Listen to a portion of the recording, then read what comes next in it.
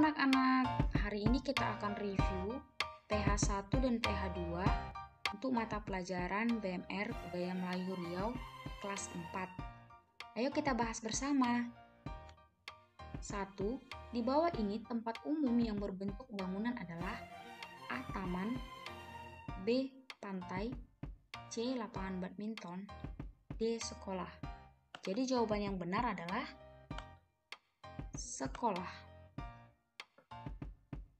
Hotel adalah tempat umum yang digunakan untuk A. Berbelanja, B. Berolahraga, C. Sekolah, D. Menginap. Jawabannya menginap.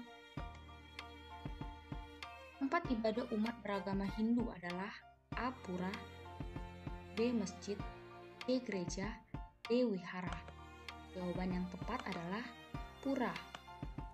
Masjid untuk umat beragama Islam, gereja agama Kristen, wihara untuk Buddha. Tempat umum yang digunakan untuk kegiatan jual beli: A. Sekolah, B. Pasar, C. Taman, D. Perpustakaan. Yang tepat adalah B. Pasar. Yang bukan merupakan fasilitas tempat umum adalah yang bukan: A. Toilet umum, B. Dapur, C. Tempat sampah, D. Tempat duduk. Jadi yang merupakan fasilitas itu adalah benar, sehingga yang bukan adalah dapur. Titik-titik ini dibaca di B, R, U, P, A. Jadi dibaca berupa. Titik-titik ini dibaca, jadi kita lihat hurufnya satu persatu. E, R, A, S, A. Terasa. Jawabannya B. Makna kata ahad adalah, ahad itu adalah hari pertama. Oke. Dari terbit matahari hingga pukul 10 menentukan waktu titik-titik hari. Nah, kalau malam, ya, tidak mungkin, tidak mungkin. Jadi jawabannya adalah B. Domingos berasal dari bahasa Portugis, artinya adalah hari Tuhan. Jawabannya C. Penulisan Arab Melayu Fajar yang tepat adalah A. Jadi kita lihat hurufnya satu persatu. Ini bacanya udah fajar ya, F A J R, fajar.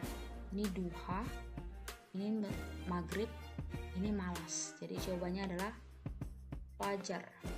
Kata qabla memiliki arti, qabla itu adalah sebelum, sedangkan kalau ba'da adalah sesudah. Jadi jawabannya A. Penulisan Arab Melayu kata sore yang tepat adalah sore. Tulisan sore di sini ini S O R E, ini di jawabannya. Sedangkan ini pagi, ini malam, ini jalan. Nah, kita masuk ke PH2. Tulisan Arab Melayu A, B, C, dan D yang tepat di bawah ini adalah ini A, B, C, D, S, T, M, N, A, P, T, N, A, U, A, Eng, K. Jadi jawaban yang tepat adalah A. Tulisan Arab Melayu 23 yang tepat adalah A. 69, B. 14, C. 23. Jawabannya ini D. 60, 65. Bacalah cerita di bawah ini untuk menjawab soal nomor 3 sampai nomor 6. Singa dan tikus. Jadi kita baca ya. Pada suatu siang yang cerah, singa sedang asik bersantai di bawah pohon. Semilir angin membuatnya mengantuk. Matanya meramlek menikmati kesejukan angin yang menerpa wajahnya. Lama-kelamaan, ia pun tertidur dan bermimpi indah. Tidak jauh dari situ, seekor tikus sedang berlari pulang. Ia terburu-buru dan ingin segera sampai di rumah. Ia tidak terlalu memperhatikan lingkungan di sekitarnya. Tanpa ia sadari, ia melewati muka singa. Singa terbangun gara-gara tikus. Ia merasa kesal sekali. Mimpi indahnya buyar seketika. Ia segera menangkap tikus dengan cakarnya, bermaksud membuat perhitungan dengannya.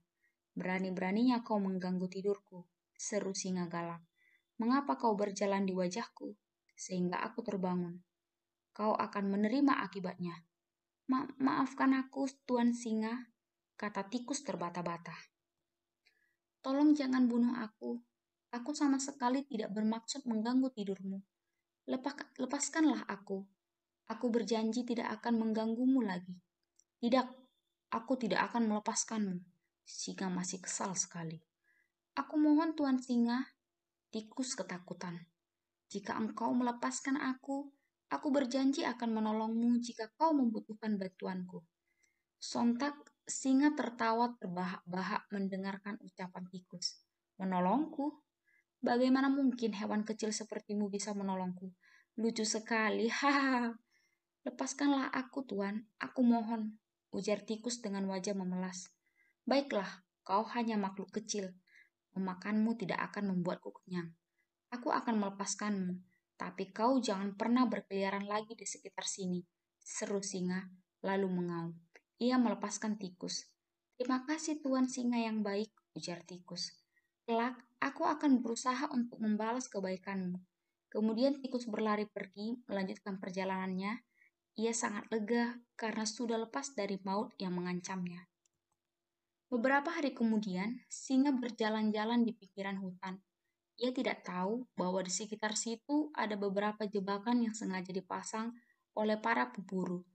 Dan benar saja, sebuah perangkap mengenai singa. Hewan ganas itu terkurung dan tergantung oleh jala yang terbuat dari tali nan kuat. Singa meronta-ronta, tapi tidak berhasil melepaskan diri. Ia pun mengaum keras sekali, menumpahkan kekesalan dan kemarahannya. Sepertinya itu tadi suara omongan singa. Batin tikus yang kebetulan sedang berada tidak jauh dari tempat terjebaknya singa. Jangan-jangan ia sedang berada dalam kesulitan. Aku harus menolongnya. Tikus berlari dengan cepat ke arah suara auman singa. Di sana, ia mendapati singa sedang terkurung. Tenanglah Tuan Singa, aku akan segera menolongmu. Tikus melompat ke jala tali itu dengan gesitnya, lalu mengerat atau menggigit tali tersebut. Tikus melakukannya dengan tekun. Tali itu besar dan kuat, sehingga tikus harus berusaha keras untuk memutuskannya. Setelah beberapa lama, akhirnya jala tali yang mengurung singa putus di beberapa bagian, sehingga singa bisa melepaskan diri. Dengan begitu, selamatlah ia dari ancaman para pemburu. Terima kasih tikus, kau benar-benar telah menolongku, ujar singa tulus. Ia tidak menyangka bahwa hewan kecil itu rupanya bisa menolongnya. Sebelumnya, ia sama sekali tidak bisa membayangkannya. Tikus sendiri merasa senang karena berhasil menepati janjinya untuk membalas kebaikan singa dengan cara menolongnya. Tokoh yang ada pada cerita di atas adalah A. Burung dan kupu-kupu, kelinci dan tupai, kancil dan buaya, D. Singa dan tikus. Jadi jawabannya adalah singa dan tikus. Hewan yang mengganggu tidur singa adalah tikus. B. Tikus. Apa yang dilakukan tikus ketika melihat singa sedang terkurung? Ia menolong. Berdasarkan cerita di atas, kita harus saling menolong. Di bawah ini tulisan Arab Melayu nama yang benar adalah, jadi kita baca satu persatu ya. Ini udah nama, jadi jawabannya udah jelas ini. Ini namu, tamu, ramah. Tulisan Arab Melayu di bawah ini dibaca J-A-W-A, Jawa. Jadi jawabannya B. 9. Di bawah ini yang merupakan huruf ilah adalah, jadi huruf ilah itu adalah huruf alif, ya, dan waw. Jadi kita lihat satu persatu ya hurufnya. A, ini S, P, N. Ini setelah salah. B, J, K, L. Ini salah. Ini alif, ya, dan waw. Jadi jawabannya adalah C. Ini THR. Ini salah. Yang sedang titik-titik yang sedang terjadi. Jadi kata tanya yang tepat untuk melengkapi kalimat berikut adalah kata tanya itu adalah mengapa, apa, di mana, kapan, bagaimana. Nah, kita lihat satu persatu. Ini mengapa, salah. Kapan, salah.